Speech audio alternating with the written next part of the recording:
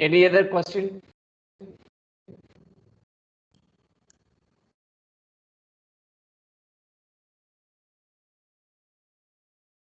Any other question, sir?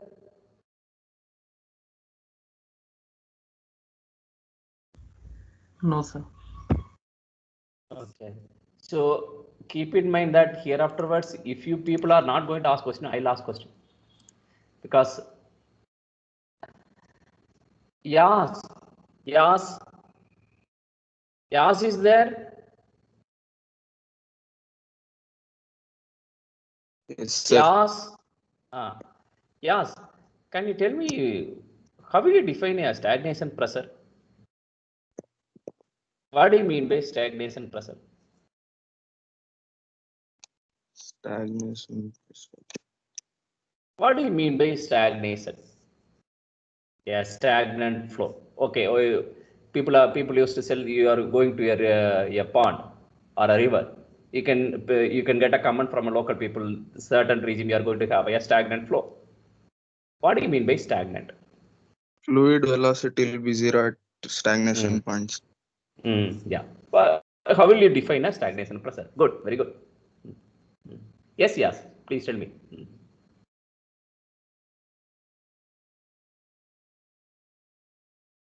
Anything more? Yes. Can you define stagnation pressure? I have mentioned this one in your thermodynamics class and also aerospace propulsion class also. Even in the exam, I asked the question also. Static pressure at stagnation point is stagnation pressure. Sir. Will you define like that?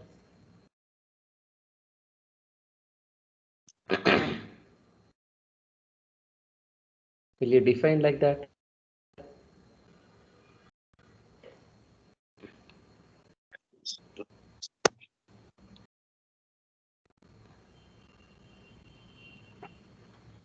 Surya Prakash.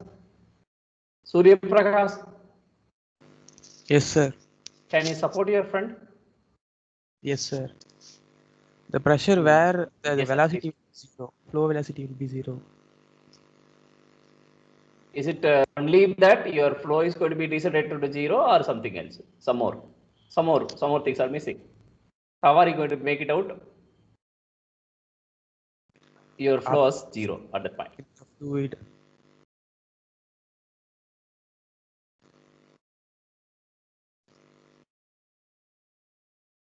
Yes, Surya. So the flow will be abruptly stopped means the pressure at that point will be mentioned as stagnation. But abruptly or which process? Okay, there is some process involved. We have studied in our thermodynamics course isothermal, isochoric, isobaric, adiabatic, isentropic, isobaric, isochoric, barotropic. The flow is considered as adiabatic, sir. Is it so? Then what is the difference between stagnation temperature and stagnation pressure? Okay, no problem. You can mute your call. Nandakumar. Nandakumar, can you hear me? Yes, sir. Yeah. Can you say something on that? How will you define the stagnation pressure?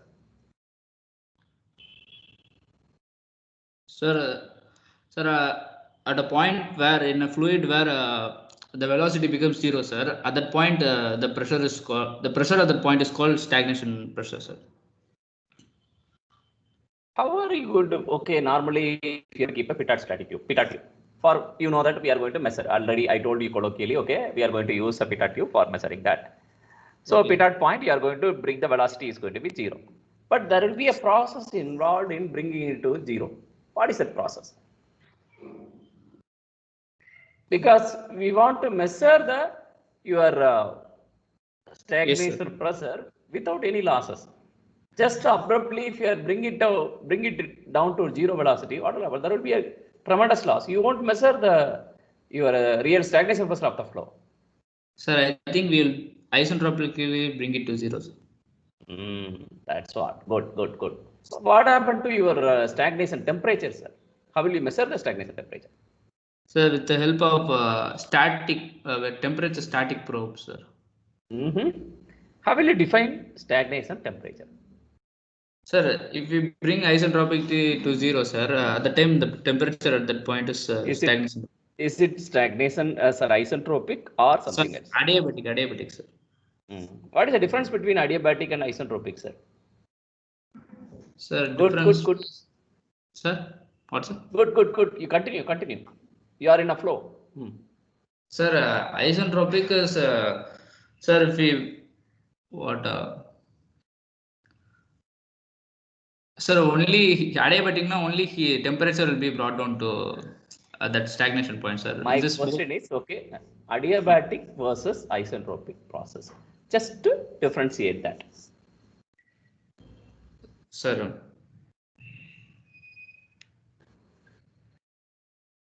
Adiabatic versus isentropic. No problem. You can mute your card. You can. Okay, Aishwarya. Yes, sir. Can you differentiate adiabatic process from isentropic process? Yes, sir.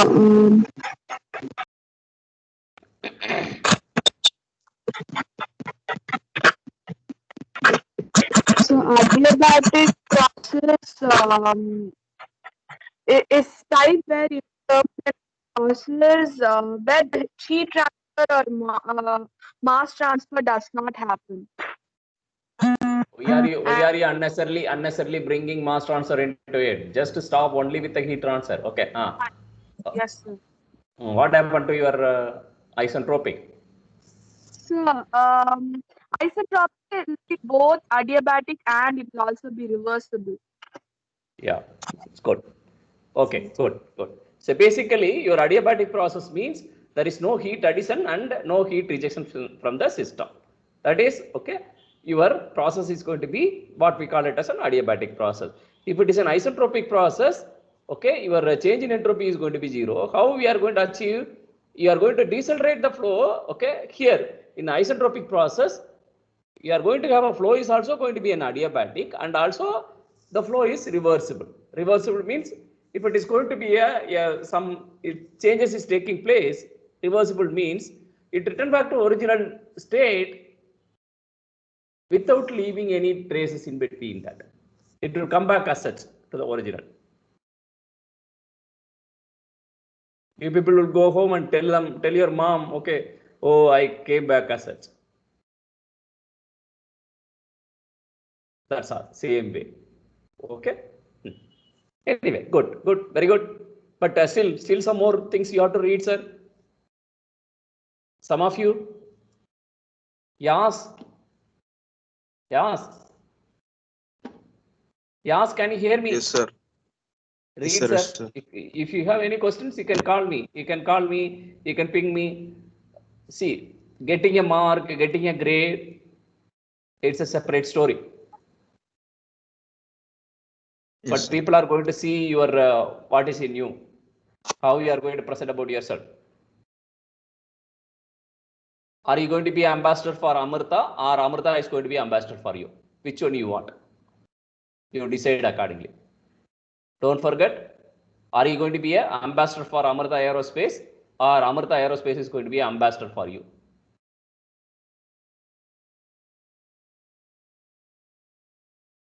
Okay, good. We will go ahead. No issue on that. Okay. Yeah. So whatever the point we have discussed, please go through that. We will discuss more on that. Okay. Now let us look at that. Okay. I'll come back to the boundary layer little later. Okay. And we know that, okay, your H naught is equal to, this is a simplified form of H plus P square by 2. We are writing H is equal to how we are writing for a CPT. This is valid for a calorically perfect gas. We have talked about that more. Okay, I'm not going to discuss more on that. Okay. If you are going to say that a gas is a perfect gas, we know that it should be calorically perfect. If you could not understand, if you couldn't remember, please stop me and ask that. Let us clarify here itself. We don't want to again explain on some other day. Thermally perfect gas. So in the case of a calorically perfect gas, you know that your Cp and Cv are constant. In the case of a thermally perfect gas, your Cp and Cv are going to be your function of temperature. Your function of temperature. So we are going to treat the calorically perfect gas. I am going to write H is equal to Cpt. Cp is specific heat at a constant pressure. Cv is a specific heat at a constant volume. Your Cp minus Cv is going to be R. That is a gas constant. Your R is equal to R bar by molecular weight. R bar is the universal gas constant. This is your molecular weight. And also we can write it as your gamma is equal to Cp by Cv. That is a specific heat ratio. That is going to be function of your N. N is nothing but your degree of freedom. Degree of freedom. Okay. So now what is going to happen? N is your degree of freedom here. So depending on whether the gas is a monoatomic or diatomic or triatomic, depending on that, okay, triatomic gas, your N is going to be different. Your degree of freedom is going to be different. That is going to be alter your gamma value. That is going to alter your gamma value. Be on the line, sir.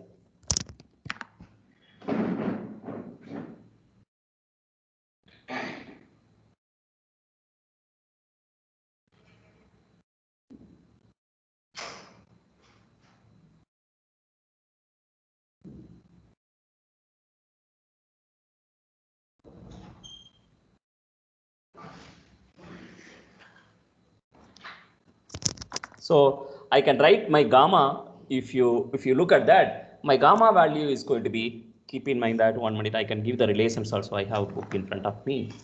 Where is the book?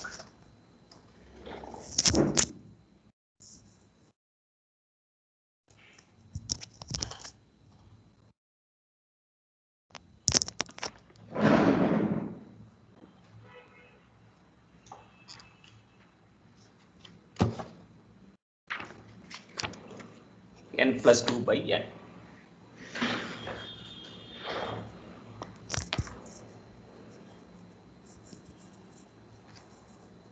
Your gamma value is equal to, in terms of your function of N,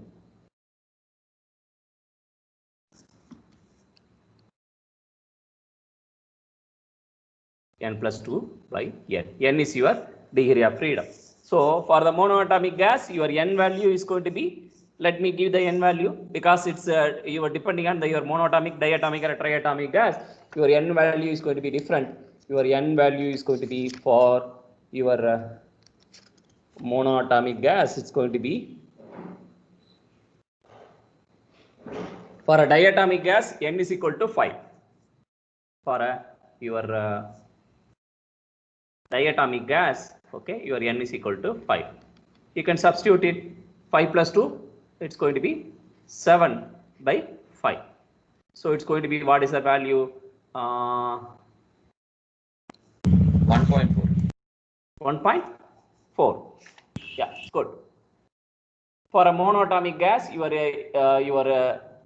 3 translational freedom. N is equal to 3. And for a triatomic gas, okay, same way you are going to have your value, it's going to be, what is that? Your, I think 3. Okay. So automatically, if you look at that, your gamma value, it's going to be, the range of gamma value is going to be 1 and 1.67.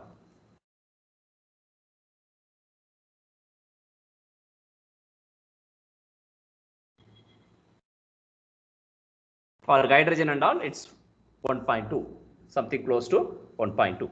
So that you keep in mind that, okay, so wherever you go, people are going to mention about that, how your degree of freedom. So 3 translation, 3 rotation, 6 degree of freedom. Okay. So accordingly, your gamma value is going to be dictated over there. Okay. So let us go ahead with that. Okay. Your H is equal to H naught is equal to H plus V square by 2. So Cp T naught, Cp equal to Cpt plus V square by 2. So now using these, we can write it as, okay, your T naught is equal to T plus V square by 2 Cp. So further we can rewrite that as your T naught by T. Already we have seen that 1 plus gamma minus 1 by 2 m infinity square. So your A and all we can write it as, okay, speed of sound square root of gamma RT. So this is for, okay, specifically for only for a perfect gas assumption, using a perfect gas assumption, okay, and all other things, okay. So we are getting that one. Same way, your A is equal to square root of del P by del rho.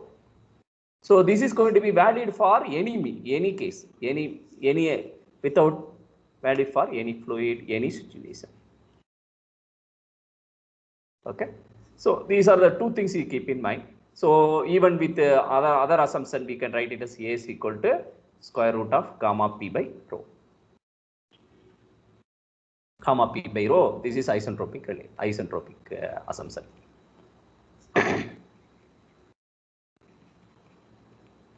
So what we can do, we can write it as, okay, your A square as a gamma P by rho. So automatically we can write that as a, okay, it does of that also. Okay, the next part of that we have to know here is, okay, your PV to the power gamma is equal to constant. Okay, this is for isotropic process. Already you might have studied in your mechanics of fluids. Also we have discussed in your aerospace propulsion course also in the last semester. Okay, so you will be knowing about that. Based on that, okay, we are going to relate P naught by P as a function of, okay, T naught by T, and your rho naught by rho also as a function of, okay, T naught by T. So we can do that. It's not a problem. Another thing that we have to know is your characteristic Mach number. Anyone of you can tell characteristic Mach number? What is the significance of that your characteristic Mach number? I told you in the last class, last course. Sir, characteristic Mach number is defined at a point where flow is brought to rest. Flow is brought to sonic velocity at that point. Is it so? Some more clarity it's required. What we define it as m star. Some more clarity. Can you define your, okay, where your velocity is going to be brought down to? Sir, it helps us determine the throat area and hence the nozzle shape, sir. Some more clarity. Still clarities are missing. Some more clarity. You have studied CFF compressor fluid flow course. Some more clarity. You know that, you know the answer.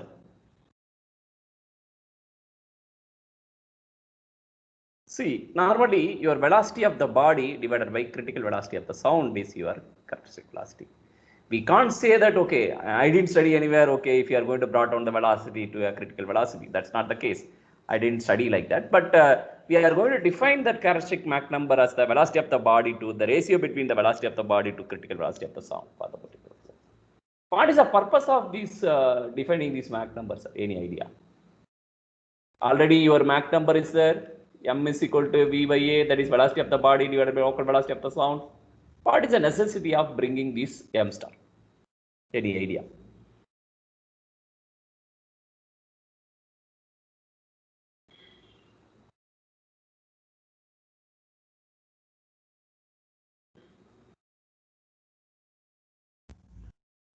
Sir, we can establish a relation between m and m star, sir.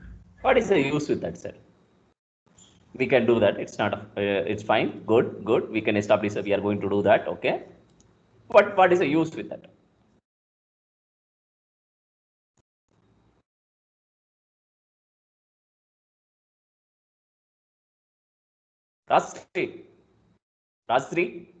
Rajasri. Yes, sir. Yeah. Any answer, sir? Your parents, if you ask your parents, okay, why they gave a name of Rajasri and all, okay, ask your father. He can give a, okay, they might have looked at your horoscope, okay, time, and accordingly they are going to choose a letter. Same way, there is some reason will be there. Here also, there is some reason for defining a new parameter. Any idea? You can Sir, mark number is, so you're asking why we have mark what is number, right? Yeah, characteristic Mach number. What is the purpose of defining a new parameter called a characteristic Mach number? Sir, that's like a constant entity for a given set of adiabatic conditions. So, irrespective, so if we take an adiabatic flows case, then the characteristic Mach number remains constant all throughout. So we can use that as a reference to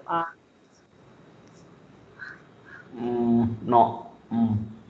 so we No. use characteristic Mach number as a basis for fan flow and etc. That is a critical Mach number. Critical Mach number. We talked about the critical Mach number. Critical length. We used to talk about the critical length. Those things and all. Fan flow, Rayleigh flow. Yes, sir. Where are we going to use the characteristic Mach number? Any one of you? You can mute your card, sir. Any one of you? To standardize the entire flow, sir. Because our normal Mach number definition tells us that for the particular local temperature, we have to define the flow velocity and sound velocity. Good, sir. Good. If we go for characteristic Mach number, we are bringing down a flow to sound velocity, and with respect to that, we are defining the Mach number of the entire flow field. Good. I learned a different perspective. Okay, why we are defining a characteristic Mach number and all. Okay, so Mach number we are defining it to a local velocity of the sound. The local velocity of the sound is going to be local temperature. But here we are not going to worry about the local temperature. Okay, we are going to yeah. So that is the case. So, but here some more, Kevin. I need some more, Kevin.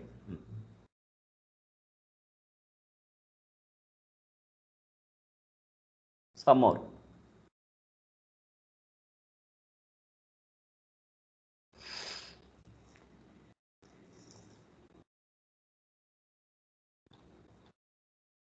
Some more.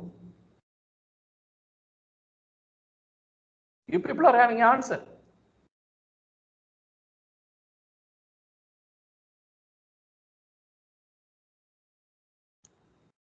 That's what I told. Rajasri, I told. See, if they are going to choose the name called, why they gave a name for me as a Kannan? There will be a reason for that.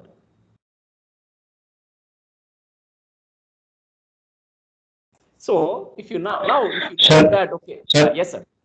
Please tell me, sir. Sir, maybe for the properties of the flow, sir.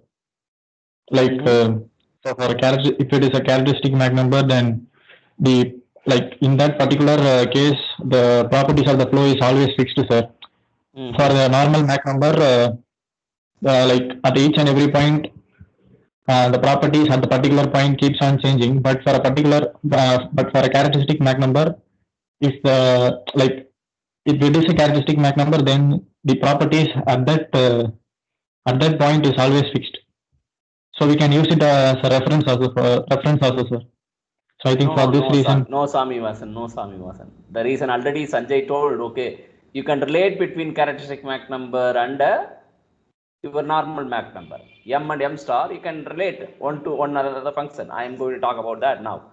Okay. But here, if you are going to say that, okay, this is going to be these, you can say that, but that's not the case, because characteristic Mach number, for a particular characteristic Mach number, you are going to have a Mach number. You can write a Mach number. Yes, sir, we can write, sir. But however, maybe the situation, I mean, for this particular condition, like this must be the property. I mean, in that way, sir. Like, okay, I'm saying I'll come back to that. I'll come back to that. So what we can do is we can write your M star as a function of your M. Okay. So now, so what is your peculiarities of your M star is when the M is subsonic, your M star also going to be subsonic. When the M is equal to 1, your M star also going to be 1. Yes, sir. When the M is greater than 1, your M star also going to be greater than 1. But when the M tending to infinity or M star tending to a finite value. Maybe this time they may be asking in the GATE exam also this one. When the M tending to infinity, what will be the value of M star 1? M star. It's going to be for air and all gamma, if you are going to treat it 1.4, it's going to be something close to 2.34 or something like that in a range of number. Sir, is it root 6, sir, M star value?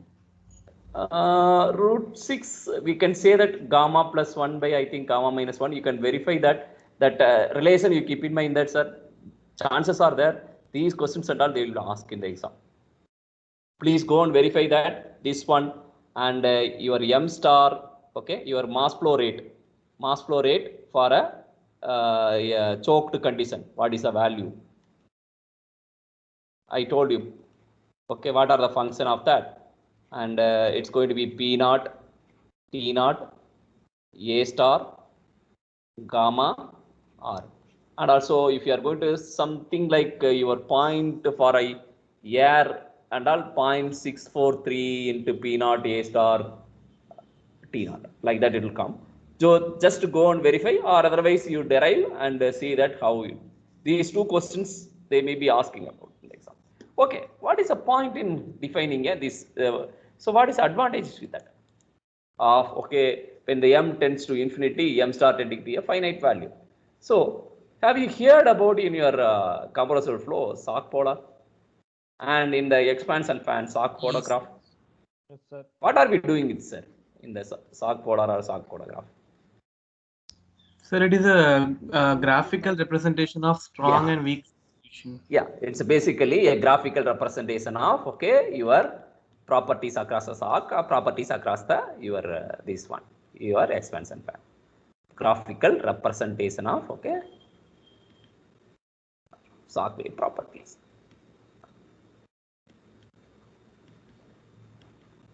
For example, okay, if my Mach number is going to be close to some 1000, are you going to have a 10,000 or a 5,000? Are you going to have a big seat?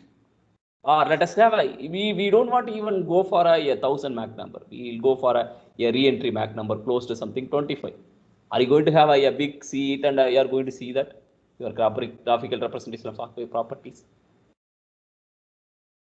Normally we used to have, okay, nowadays we won't even bring a logarithmic table for doing all those big calculations. We have a calculator. Even now we used to have an Apple Watch. Okay, simple, we will put it and we will go. Or otherwise now, for everything we used to keep a mobile and finish it off.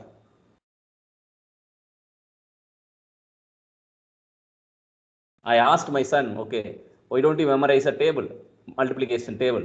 He is telling he is having a calculator. But we memorized. Then he told, oh, those times and all you don't have a calculator. What will he say for that?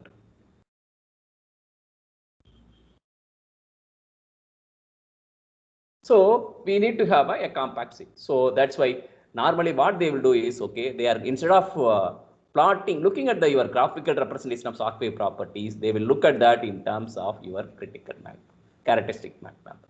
So automatically what will happen? Your Salk polar is going to be a simple pocket, tiny like seat. Okay, you can refer it. Okay, for this much amount of shock wave, your m star value, this is a value.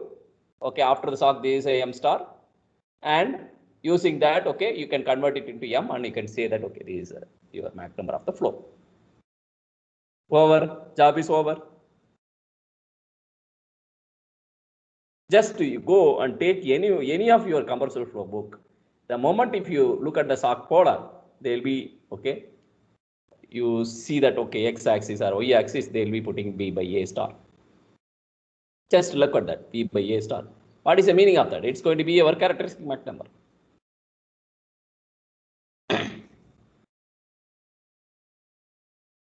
And same way, another one more thing also, okay. So characteristic Mach number. Sometimes you will be getting even the last class, aerospace propulsion class itself, I told you, okay, you look at your characteristic velocity.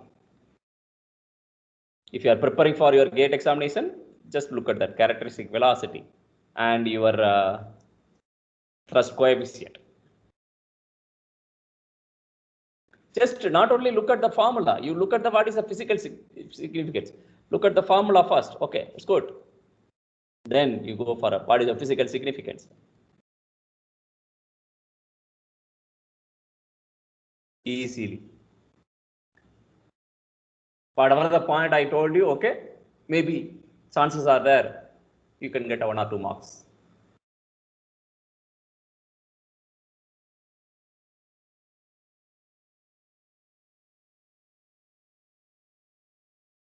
Even, okay, you have that, okay, you can do your m star as a function of m.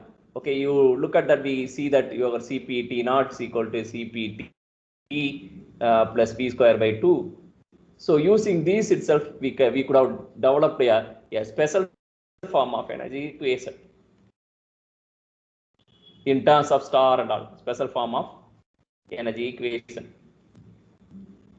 Have you seen that in your compressible flow fluid flow course? Yes, sir. Using that, okay, I can write it as your m star as a function of m. This is going to be useful in all cases across the shock wave properties. Okay, so this is the case for that, and also you look at that, okay, for a star by A, and also area, velocity, Mach number relation, that is your convergent, divergent. What will happen for a subsonic flow? Subsonic flow, its convergent passage is going to be a nozzle, divergent passage is going to be your diffuser. Okay, in the supersonic flow, it's going to be a reverse of the case. So we talked about the area with your velocity. So even you can relate it with the area versus your pressure. For example, in the case of your subsonic diffuser, your pressure is going to increase and velocity is going to decrease. And your nozzle, it's going to be a reverse of that. Okay, what will happen in the case of your area variation with the pressure, with the AVM relation? That and all, you look at that. Because we are going to use these theoretical concepts into our system design. Sir, your X-model design. Yes, sir. Yes, sir. Sir, what is the difference between characteristic Mach number and critical Mach number? Can you please explain again, sir? Yeah, critical Mach number is somewhere, for example, okay, your critical Mach number, we are going to talk about that. For example, okay, if you have a flow over a body. For example, a transonic flow, a subsonic compressible flow is flowing over the body. M infinity is some number. Okay, let us take your 0.6, 0.7. For a certain Mach number for the profile, what will happen? The flow over the body reaches a Mach number 1. Your Mach number close to 1. So that Mach number, what we call it as a critical Mach number. If the flow over a body, if it is reaches a close to Mach number 1 at the body, okay, what we call it as your critical Mach number. That Mach number for the particular profile, it's going to be a critical Mach number. Another one more is, okay, your drag divergence Mach number. Drag divergence Mach number. So in the drag divergence Mach number, what will happen? That's for a particular Mach number, there will be a sudden rise in your drag. So you need to keep in mind that your critical Mach number, your drag divergence Mach number, and your characteristic Mach number, your characteristic velocity and your thrust coefficient. Even if you even if it is okay, a case, you look at that in terms of physical significance.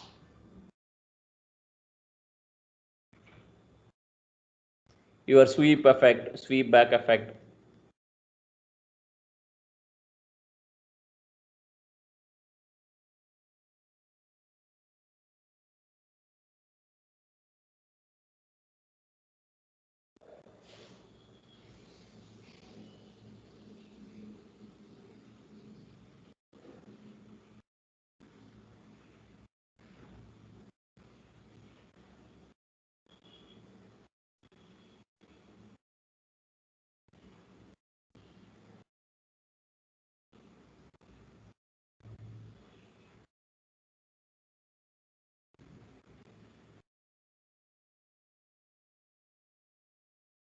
Any questions, sir? And another thing that you have to know, what are the governing equations? I told you in the case of your last class itself, governing equation for a sock, across a sock. So your continuity equation, your momentum equation, energy equation, your perfect gas relation, and your entropy principle. For the your sock, across a sock. So continuity equation, we are going to treat that whatever the your one in the compressor flow, we are studying one-dimensional flow.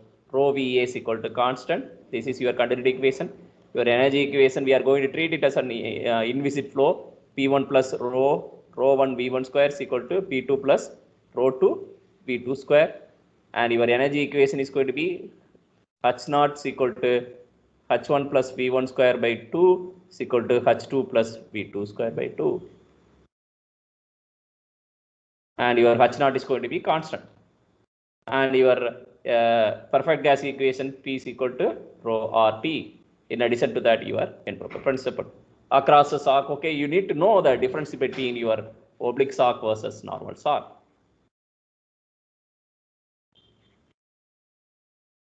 Oblique sock versus normal sock.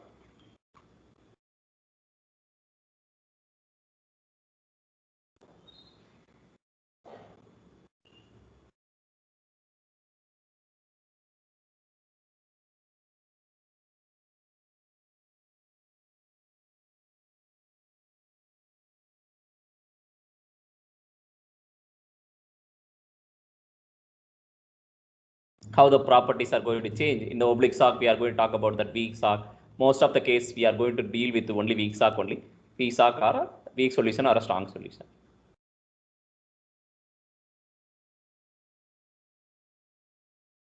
Any questions, sir? I don't want to bore you too much, okay?